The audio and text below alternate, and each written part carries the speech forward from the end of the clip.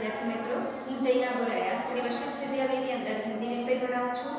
ધોરણ 9 ની અંદર હવે નજીકના સમયની અંદર પરીક્ષા શરૂ થવાની છે, તો એ પરીક્ષાને આધારિત આજે આપણે પુનરાવર્તન કરીશું અને આ વિડિયો પુનરાવર્તનને આધારે હશે। તો આપણે સૌથી પહેલા શરૂ કરીશું અશુદ્ધ અને શુદ્ધ વાક્યના થોડા જે એક્ઝામ્પલો છે એ હું તમને સમજાવું છું। તો જોઈએ, અશુદ્ધ અને શુદ્ધ વાક્ય આપણે આગળ જોઈ ગયા હતા। અશુદ્ધ અને શુદ્ધ વાક્યના કારણો લિંગ પરિવર્તન, काल परिवर्तन, जो તમે કર્તા અને કર્મના આધારે લિંગના આધારે જો એને પરિવર્તન નહીં કરો તો શું થશે? વાક્ય અશુદ્ધ બની જશે। એની અંદર અન્ય નિયમો જોયા હતા, વિભક્તિ સહિતના નિયમો જોયા હતા, પદ ક્રમના નિયમો જોયા હતા, બરાબર છે? તો એ નિયમના આધારે તમે જોયું જશે અને જો હજી પણ તમે ભૂલી ગયા હોય તો એનો પણ વિડિયો આપણે બનાવ્યો છે, તો એ વિડિયો તમારે જોઈ લેવો। તો અહીંયા તમે પહેલું વાક્ય જુઓ, મોહन चल रहा है धीरे धीरे, बराबर है। यह वाक्य जो है वो कैसा वाक्य है? अशुद्ध वाक्य है। क्यों? क्योंकि यहाँ पर नियम ये बनता है कि क्रिया विशेषण जो होता है, चल रहा है ये सूच है, क्रिया है, बराबर, और यहाँ पर धीरे धीरे वो क्या है? विशेषण है। तो इस वाक्य के में ये नियम लगता है कि क्रिया विशेषण हमेशा क्रिया के पहले आता है। तो यहाँ पर वाक्य में देखिए, क्रिया विशेषण जो है वो क्रिया से पहले न आकर वाक्य में अंत में आता है और इसी की वजह से ये वाक्य अशुद्ध बनता है। तो इस वाक्य को शुद्ध कैसे बनाएगा कि मोहन धीरे धीरे चल रहा है, ठीक है, ये बन गया। इसमें नियम था कि क्रिया से पहले क्रिया विशेषण आता है। दूसरा वाक्य देखिए, मेरा नाम श्री मोहन भाई है। हमने वाक्य के अशुद्ध अशुद्ध वाक्य में लास्ट में अंत में देखा था कि जब कोई भी व्यक्ति जब अपने बारे में ही किसी से कहता है या अपना ही नाम किसी दूसरे से कहता है तो उस वक्त ये श्री शब्द का प्रयोग होता नहीं है, और यहाँ पर वाक्य में श्री शब्द का प्रयोग हुआ है, इसीलिए यह वाक्य अशुद्ध वाक्य है, ठीक है। हाँ, तो यहाँ पर देखिए, इस वाक्य की शुद्ध करना है तो क्या लिखेंगे? मेरा नाम मोहन भाई है, ठीक है। यहाँ व्यक्ति जब अपने खुद के बारे में बोलता है, अपना खुद का नाम किसी से कहता है तो श्री शब्द का प्रयोग होता नहीं है। मान लीजिए कि अगर मैं किसी को किसी और व्यक्ति का नाम कहती हूँ या मोहन भाई के बारे में मैं अगर कहती हूँ तो श्री मोहन भाई ऐसा मैं बोल सकती हूँ, लेकिन अगर मेरा ही नाम मोहन भाई है तो उस वक्त मैं श्री मोहन भाई लगा सकती नहीं हूँ। ओके, तो इस बात को ध्यान रखना है। फिर देखिए, मात्र केवल छात्रों के लिए, यहाँ पर दो शब्द अगर एक ही अर्थ प्रदान कर रहे हो तो एक वाक्य में समान अर्थ वाले दो शब्दों का प्रयोग होता नहीं है। इस नियम के आधार पर देखा जाए तो यह वाक्य अशुद्ध वाक्य है, ठीक है, क्योंकि यहाँ मात्र का मतलब ये केवल होता है और केवल का समानार्थी शब्द मात्र होता है, तो यहाँ पर सेम अर्थ वाले दो शब्दों का प्रयोग करने से भी वाक्य अशुद्ध बनता है। तो यहाँ पर देखिए, हम इस वाक्य को दो तरह से बना सकते हैं। पहला, मात्र छात्रों के लिए, ओके, और ये इसी से दूसरा वाक्य बनाना है तो हम लिखेंगे केवल छात्रों के लिए। समझ गए? हाँ, मतलब यहाँ पर ये ध्यान रखिए कि समान अर्थ वाले दो शब्दों का प्रयोग एक वाक्य में किया जाता नहीं है। अगर ऐसा भी हुआ तो वाक्य अशुद्ध बनता है। ओके, फिर यहाँ देखिए, मैं मेरा काम करता हूँ, बराबर है।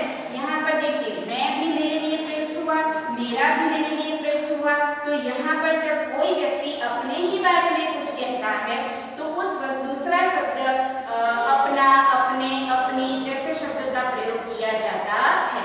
तो यहाँ पर क्या होगा कि मैं अपना काम करता हूँ, ओके, ठीक है। हाँ, यहाँ पर से मेरा की जगह हटाकर हमने कौन सा शब्द का प्रयोग किया? अपना। हाँ, अगर मैं मेरा काम करता हूँ तो यह वाक्य कैसा बन जाएगा? अशुद्ध वाक्य बन जाएगा। अगर उसे शुद्ध करना है तो क्या लगाना पड़ेगा? मेरा की जगह अपना। तो यहाँ हो जाएगा मैं अपना काम करता हूँ, ओके।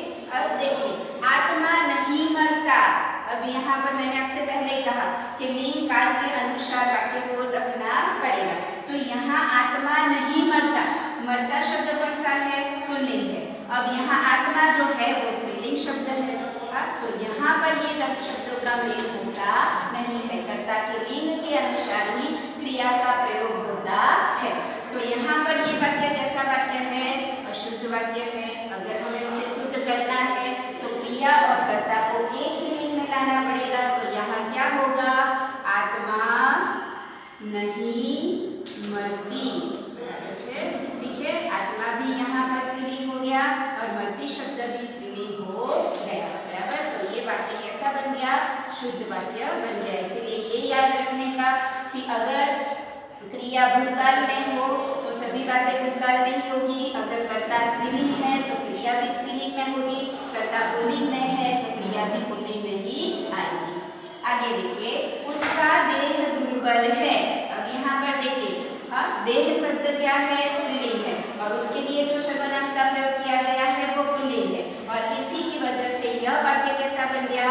अशुद्ध बन गया। अब इसे में शुद्ध वाक्य बनाना है तो क्या करना पड़ेगा कि भाई उसकी देह दुर्बल है, उसकी देह दुर्बल है। ओके, आगे बात समझ में? यहाँ पर कर्ता के आधार पर, क्रिया के आधार पर, सर्वनाम के आधार पर हमने क्रिया लिंग के अनुसार ही शब्द का प्रयोग किया है। तो क्या हो जाएगा? उसका देह की जगह हमने क्या कर दिया? उसकी देह दुर्बल है। ओके, शायद इतने अशुद्ध वाक्य के एग्जाम्पल देखने के बाद मुझे ऐसा लगता है कि आपको समझ में आ ही जाएगा। अगर ना आए तो फिर भी आप इसे दोबारा देख लीजिएगा। अब यहाँ से इससे आगे हम सीखेंगे विशेषण।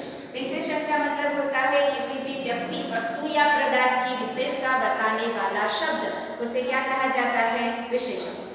मान लीजिए कि अगर मैं ऐसा कहती हूँ कि यह घर है तो उसमें कोई विशेषण हमें नजर नहीं आता। ये एक सामान्य वाक्य है जिसमें कर्ता, एक कर्म और एक क्रिया है। अगर मैं ये कहूँ कि यह घर सुंदर है तो इसमें जो सुंदर शब्द का प्रयोग जो हुआ वो इसका क्या हुआ?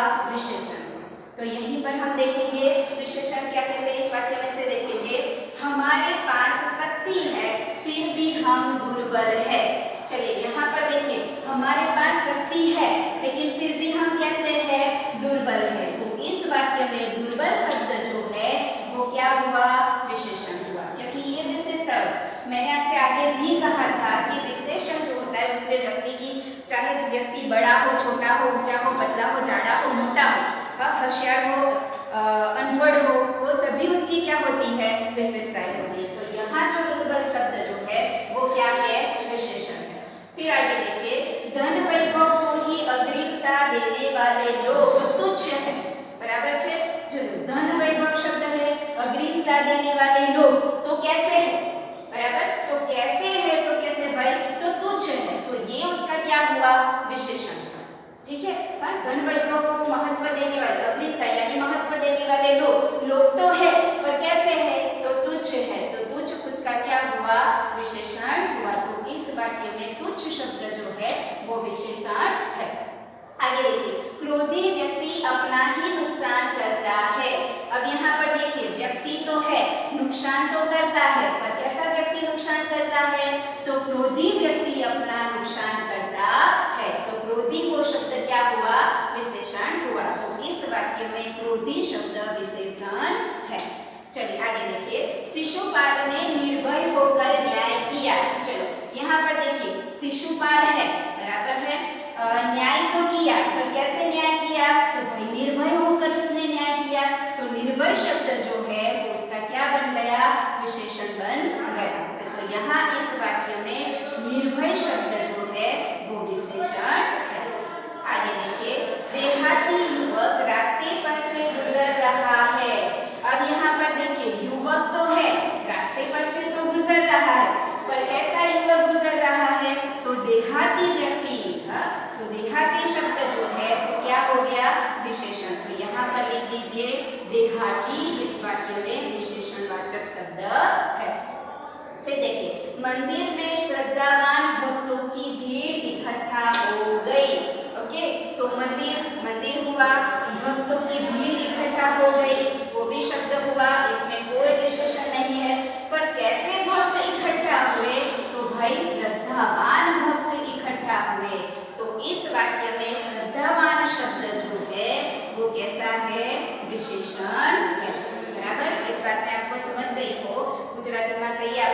જે પણ વ્યક્તિ આપણા ગુણની અંદર વધારો કરતો હોય અથવા વિશેષતા દર્શાવતો જે શબ્દ છે એને શું કહેવામાં આવે છે?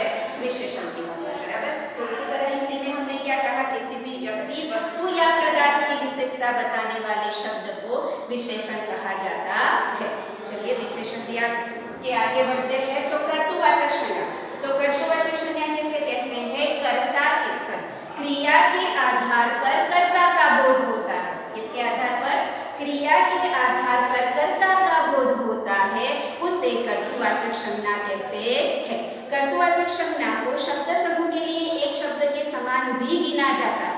हाँ, मान लीजिए कि भाई पूजा करने वाला, तो कौन? पुजारी। पूजा कौन करवाता है? हमें पुजारी करवाता है। सेवा करने वाला, तो सेवा कौन करता है? सेवक करता है। तो इसीलिए क्रिया के आधार पर कर्ता का बोध होता है, उसे कर्तृवाचक संज्ञा कहते हैं। चलो तो हम थोड़े से एग्जाम्पल लिए हैं, उसी के आधार पर हम देखेंगे कि उसने मूर्तिकार को बुलवाकर सोने की मूर्ति बनवाई। चलिए, किसे बुलाकर? तो मूर्तिकार को बुलाकर क्या बनवाई उसने? तो मूर्ति बनवाई। तो यहाँ पर सीधा ही देखिए, मूर्ति बनाने वाला तो कौन हो जाएगा? मूर्तिकार। ठीक है, तो यहाँ जो कर्तृवाचक संज्ञा है वो क्या हो जाएगा? मूर्तिकार। ठीक है, चलिए। सुनार ने स्वर्ण से अति प्राचीन कलात्मक सुनार ने स्वर्ण से अति प्राचीन कलात्मक मूर्तियां बनाई। चलो, मूर्तियां बनाने वाला यहाँ पर शब्द का प्रयोग हुआ मूर्तिकार। अब यहाँ पर क्या है? सुनार ने स्वर्ण से, स्वर्ण यानी कि सोने से, सुनार यानी कि सोने के गहने या चीजें बनाने वाला, उसे क्या कहा जाएगा? सुनार। तो अति प्राचीन कलात्मक मूर्तियां बनवाई। ठीक है, तो यहाँ पर सुनार जो है यानी कि सोने की चीजें बनाने वाला, तो उसे क्या कहा जाएगा? सुनार। तो यहाँ पर कर्तृवाचक संज्ञा जो है वो क्या है? सुनार। ठीक है, आगे देखिए। खेल के दौरान खिलाड़ी ने अपनी सारे कौशल्य दिखाए। चलो, यहाँ पर शब्द समूह के लिए एक शब्द खेल, खेलने वाला कौन होगा? खिलाड़ी। हाँ, तो सीधे से समझ जाइए कि इस वाक्य में कौन सा कर्तृवाचक संज्ञा है? तो भाई खिलाड़ी इस वाक्य में कर्तृवाचक संज्ञा है। ओके, तो खेल, खेलने वाला मतलब कौन? खिलाड़ी। चलिए आगे। सरकारी सेवकों को सेवा करने की इच्छा नहीं होती। चलो, सरकारी, इसमें कोई क्रिया का बोध नहीं होता। सेवा में, सेवा वो खुद क्रिया है, कर्ता का बोध यहाँ पर नहीं होता है। अन्य शब्दों के आधार पर भी हमें कोई कर्तृवाचक संज्ञा मिलती नहीं है। तो यहाँ पर देखिए, सेवा करने वाला तो कौन होगा? सेवक। सेवा करने वाला कौन हो जाएगा? सेवक। तो यहाँ पर इस वाक्य में कर्तृवाचक संज्ञा है सेवक। ठीक है, चलिए, वेरी गुड। आगे देखिए। मेहनत कश लोग मजबूत और स्वस्थ होते हैं। मेहनत कश, जो इंसान मेहनत करता है, मजदूरी करता है, तो उसे क्या कहा जाएगा? मेहनत कश। तो यहाँ पर क्या है कि मेहनत कश लोग मजबूत और स्वस्थ होते हैं। तो मेहनत करने वाला, तो उसे क्या कहा जाएगा? मेहनत कश। तो इस वाक्य में कर्तृवाचक संज्ञा है मेहनत कश। तो क्रिया के आधार पर कर्ता का बोध होता है, इसे कर्तृवाचक संज्ञा कहते हैं। फिर हमने देखा विशेषण, किसी भी व्यक्ति, वस्तु या पदार्थ की विशेषता बताने वाले शब्द को विशेषण कहते हैं। उसके बाद हमने देखा अशुद्ध और शुद्ध वाक्य, कि जिसमें कर्ता, कर्म, क्रिया के आधार पर जो नियम बनाए गए हैं उसी के आधार अगर वाक्य न हुआ तो वो वाक्य अशुद्ध बनता है। व्याकरण के इन 3 टॉपिकों में आपको समझ में आ गई होगी, ऐसे मैं आशा रखती हूँ। Thank you very much. खुश रहिए, सुरक्षित रहिए।